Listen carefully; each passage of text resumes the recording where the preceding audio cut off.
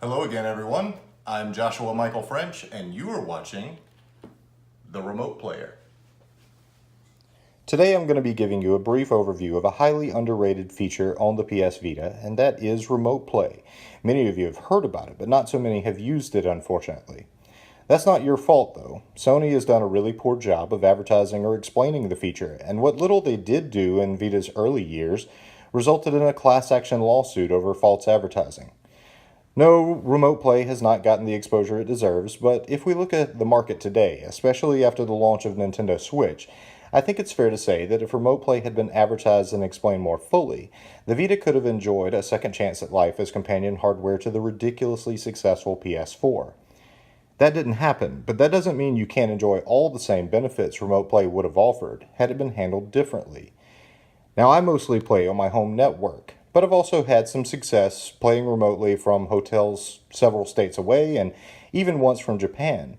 However, using remote play over any distance is dependent on connectivity at both ends, if not multiple relay points in between, and unfortunately you only control one of them, your home network. And that is what I'm going to be discussing today. Now, I'm going to assume that you've already registered the Vita to your PS4 system. The tips that I give will be to push that remote play experience to the next level.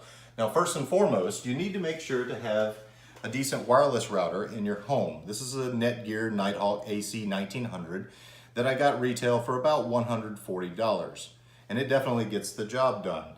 Now, having a decent wireless router in your home definitely has multiple benefits. So don't think about this as an investment you're having to make simply for remote play.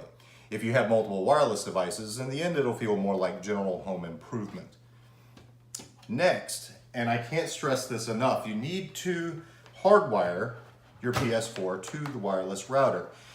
This goes for anything you do online with the PS4, not just remote play. The built-in network card simply isn't as powerful as it should be, and even the PS4 Pro hasn't offered much noticeable improvement.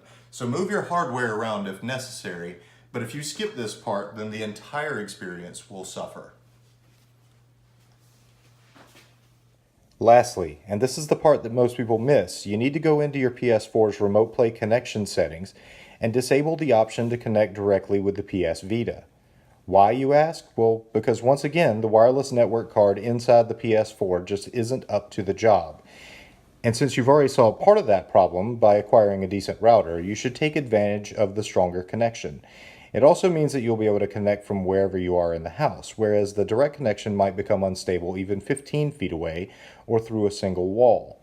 Ultimately, you only want the Vita to be making one wireless jump back to your PS4, and the best way to accomplish that is by disabling this option. And that really is all there is to it. Now, if you've never tried remote play, or if you have but it wasn't set up in the way that I've recommended here, then I would encourage you to go back and give it another shot. I think you'll find that once you've got the feature up and running the way it was intended to operate, there really is nothing like it.